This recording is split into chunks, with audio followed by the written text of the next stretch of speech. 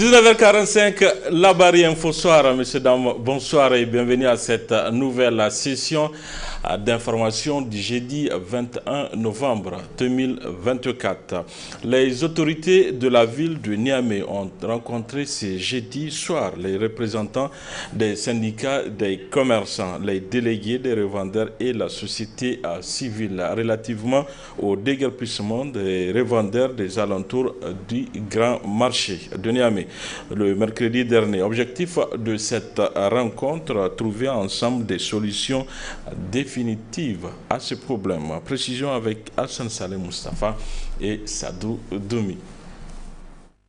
Après les émeutes nées du déguerpissement des occupants des alentours du grand marché de Niamey le mercredi 20 novembre 2024, les autorités de la ville de Niamey, les syndicats de commerçants, les délégués des revendeurs et la société civile se sont retrouvés dans la salle de réunion de la ville de Niamey ce jeudi 21 novembre 2024 de l'après-midi pour échanger et trouver des solutions suite à ces événements. La ville de Niamey a mené plusieurs opérations de déguerpissement, d'installation marchande anarchique ou assimilée autour du grand marché. Malgré ces opérations menées, certains occupants, vendeurs ambulants, charretiers, pousse-poussiers, refusent de libérer les lieux, occasionnant des embouteillages morts et dangereux, un comportement incivique et préjudiciable aux efforts de sécurisation des populations. C'est pourquoi l'administrateur délégué de la ville de Niamey porte à la connaissance des populations, des commerçants et des revendeurs installés à la devanture du grand marché de l'interdiction d'implanter des boutiques, des kiosques et hangars sur la partie située en face de la voie express, ainsi que de part et d'autre sur les deux axes. L'administrateur délégué de la ville de Niamey sait pouvoir compter sur l'esprit civique et patriotique des populations en vue de faire de Niamey une ville moderne. Après cette intervention du secrétaire général de la ville de Niamey qui a clairement expliqué le motif des opérations de déguerpissement entreprises par les autorités de la ville de Niamey, les participants ont pris la parole dans un langage franc et direct. Tous les représentants des commerçants et ceux des revendeurs ont expliqué le problème des occupations des alentours du grand marché. Dans des choses pareilles, s'il y a un mouvement, une incompréhension, il y aura des gens qui sont d'une mauvaise foi, qui profitent pour aller faire du mal. Parce que je comprends très mal comment se fait-il qu'un commerçant qui a des marchandises et qui est soucieux de l'avenir du pays va oser mettre du feu à côté de ses effets. C'est pas possible, c'est inhumain. C'est pourquoi je vous dis qu'en tant que leur représentant, moi je sais très bien que ce ne sont pas les commerçants qui l'avaient fait. Et voilà, merci encore en ce qui concerne donc les autorités donc communales qui nous ont donc appelés aujourd'hui pour qu'on puisse un peu discuter et trouver des solutions par rapport donc à cette affaire. Les représentants du syndicat des commerçants et ceux des revendeurs ont profité de cette occasion pour faire des propositions qui aideront de trouver des solutions définitives à ces problèmes qui n'ont que trop duré. Mes propositions sont les suivantes. D'abord, ils ont fait le premier pas, le fait de nous appeler. Maintenant, ce qui reste, c'est d'aller ensemble sur les lieux.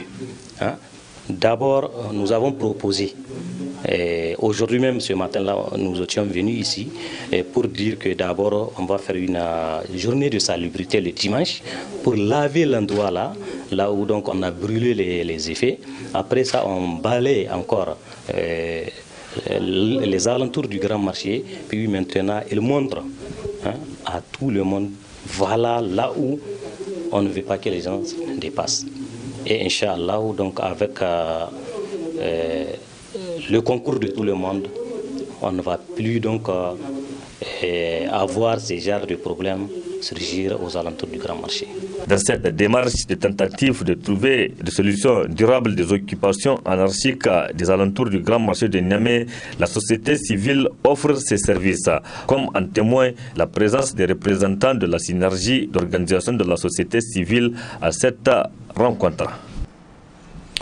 En marge de la conférence internationale anti-impérialiste qui se tient à Niamey au Niger, les participants venus des différents continents ont organisé une manifestation pacifique du soutien au peuple palestinien ce jeudi dans l'après-midi. Une marche qui les a conduits du centre Mahatma Gandhi à la place Thomas Sankara. Réaction de quelques manifestants.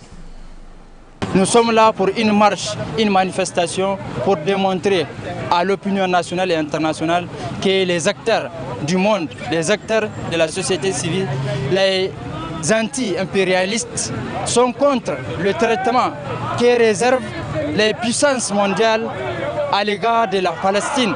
Et nous leur témoignons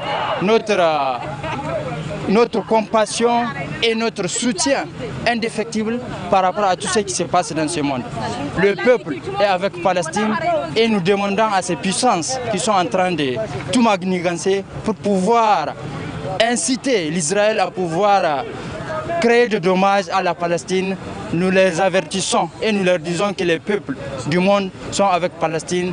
Palestine doit gagner sa terre et que ces puissances doivent se prendre d'une conscience qu'aujourd'hui, les peuples du monde sont en train de prendre conscience des enjeux de la sécurité et de la paix. C'est de l'intérêt du monde que les puissances puissent accepter la réalité et puissent permettre à la Palestine de vivre comme tout le monde dans ce monde.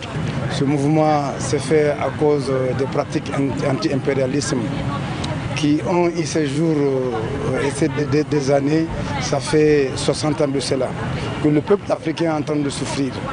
Et ce peuple africain qui est en train de souffrir a dû comprendre et le sens et par où il faut prendre. Et le corps est finalement se retrouvé ici en Afrique de l'Ouest, dont nous appelons l'AES. L'AES maintenant est le cœur de ce mouvement. Et ce mouvement anti-impérialisme qui s'est rassemblé ici avec l'ensemble des organisations internationales qui sont unies ici au Niger.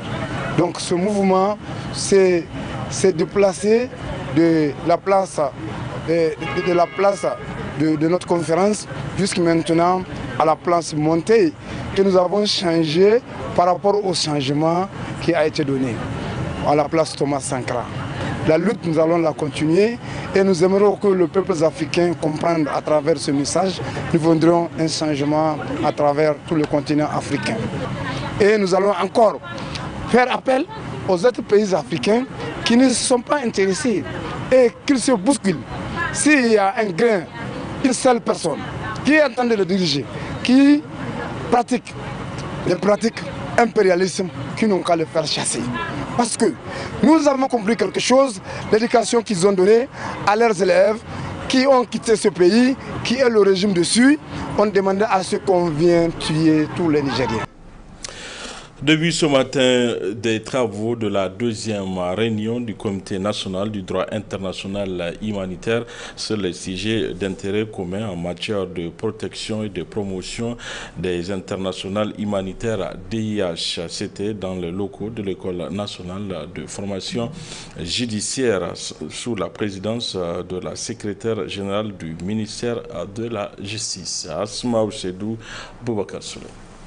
Mettre en lumière les principaux textes régissant la mise en œuvre du droit international humanitaire DIH et discuter des sujets d'intérêt commun en matière de protection et de promotion du DIH, tel est l'objectif principal de la présente réunion annuelle du Comité national du droit international humanitaire CNDIH.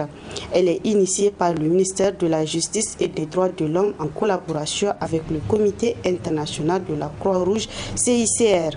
Conformément à l'arrêté qui a créé le comité, il doit tenir des réunions régulièrement. Donc celle-là, c'est la deuxième réunion au titre de l'année 2024. Et nous avons profité de cette réunion quand même pour faire un certain nombre, pour former les membres du comité sur un certain nombre de thématiques.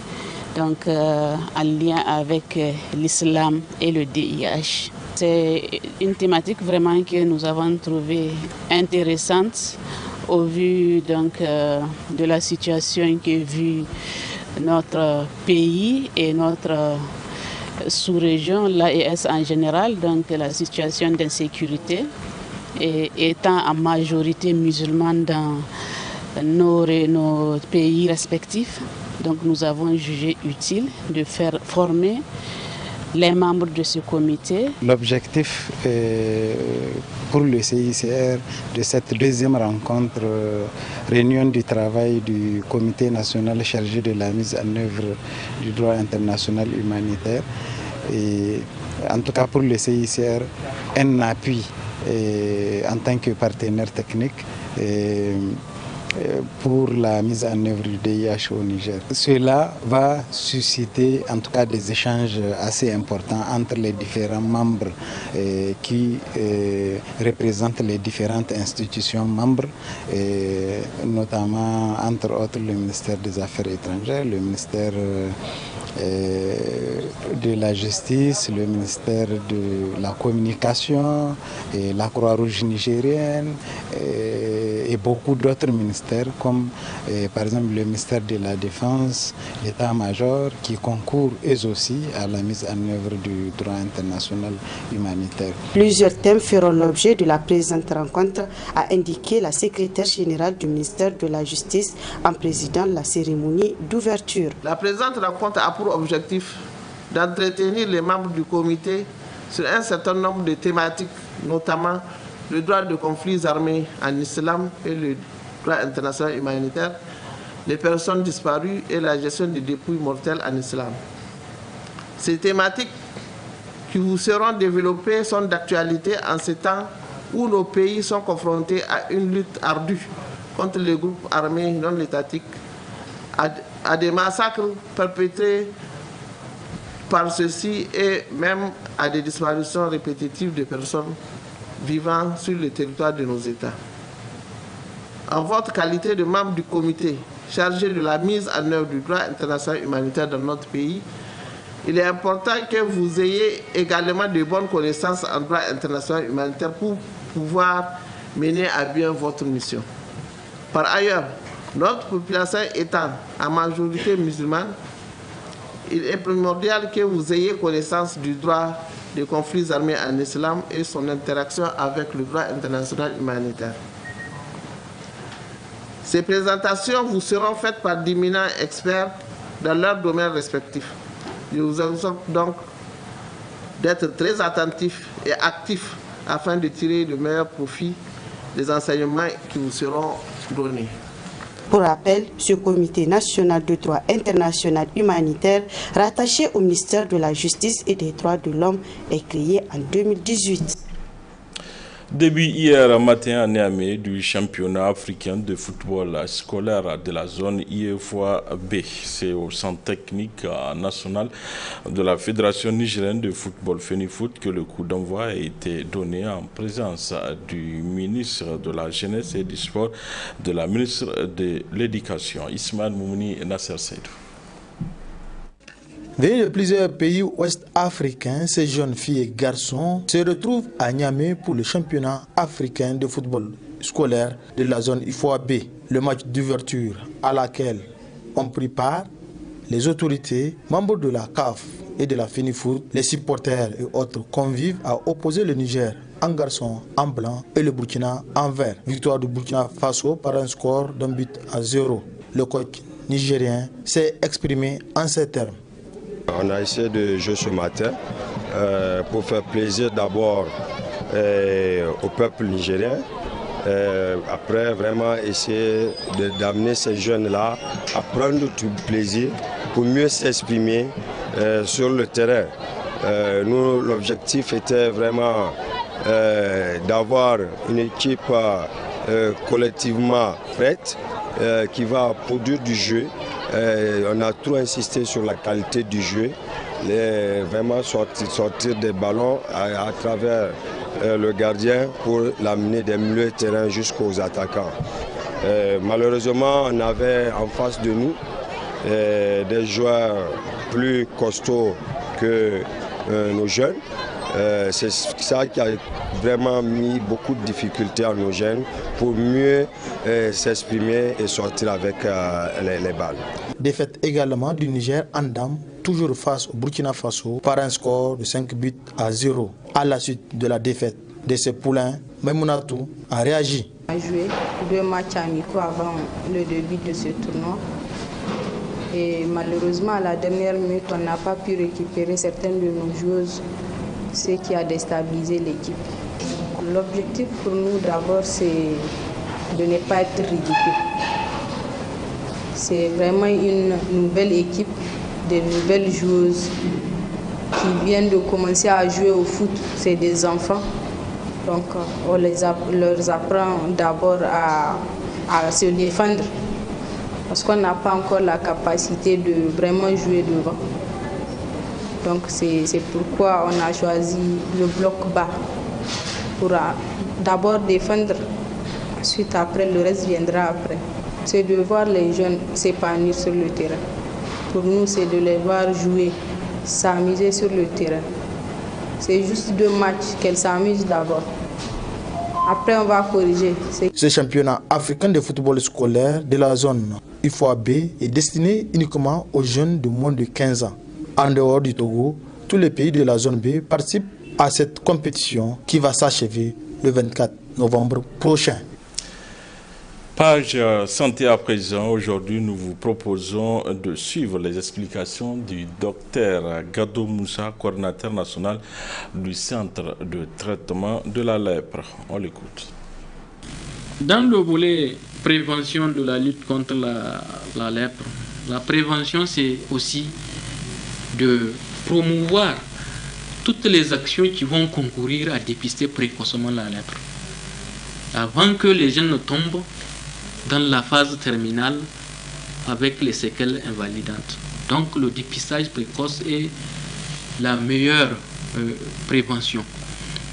Et qu'est-ce qu'il faut faire dans le dépistage précoce? La sensibilisation est un volet important. Il faut que les gens puissent comprendre les enjeux de cette maladie-là pour qu'ils puissent accéder aux formations sanitaires aux besoins, n'est-ce pas? Pour éviter la stigmatisation dans la population, dans la communauté, où on pense que la lèpre, c'est le mauvais sort, c'est après avoir juré sur le Coran, c'est après avoir mangé certains types d'aliments, n'est-ce pas? Tout ça, ce sont des préjugés qui ne conduisent pas au dépistage précoce. Donc, il faut sensibiliser la population à travers ces préjugés-là et également renforcer le dépistage précoce à travers la formation du personnel. Ça, c'est le volet sensibilisation. Le deuxième volet, les stratégies qui sont promues pour pouvoir faire le dépistage précoce. Il y en a 2. En dehors de la formation des agents de santé qui vont faire ce qu'on appelle le dépistage passif, il y a le dépistage actif. Le dépistage actif, on se propose de mener 2 stratégies phares. La première stratégie, c'est de mener une enquête autour des cas de lèpre. C'est-à-dire, aujourd'hui, si tu as un cas de lèpre, il faut faire une investigation intracommunautaire, intrafamiliale. Examiner l'entourage de la famille. Parce que puisque c'est une maladie contagieuse, on ne sait pas qui a transmis à qui. Est-ce que le cas que vous avez dépisté là, c'est le premier cas qui a contaminé les autres, ou bien lui-même il a été contaminé par d'autres membres de la famille? D'où l'intérêt d'examiner tous les membres de la famille pour pouvoir dépister et traiter les cas. N'est-ce pas? Ça, c'est la première stratégie opérationnelle. La deuxième, c'est ce qu'on appelle les campagnes de masse. Les campagnes de dépistage intégré de la lèpre et les autres dermatoses. Donc, c'est une équipe de dermatologues, de techniciens dermatologues qui se propose d'aller au niveau des communautés, c'est-à-dire au niveau des villages où on va organiser des séances de consultation foraine. En ce moment, Voilà, messieurs et dames, fin de cette édition. Merci à vous de l'avoir suivi. Au revoir.